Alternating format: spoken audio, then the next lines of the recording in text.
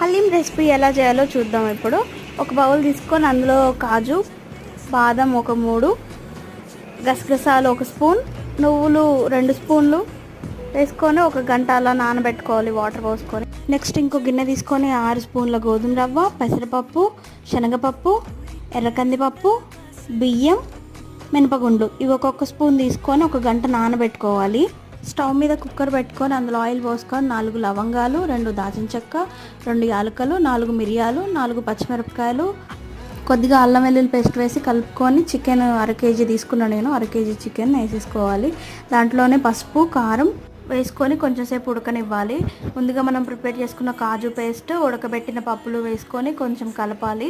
ఇందులోనే కొత్తిమీర, పుదీనా వేసుకొని లీటర్ వాటర్ పోసుకొని rose petals, garam masala, salt వేసుకొని కుక్కర్ మీద మూత పెట్టుకొని 7 విజిల్స్ రానివ్వాలి. స్టవ్ ఆఫ్ చేసి అందులో నెయ్యి వేసి బాగా మ్యాష్ చేసి తింటే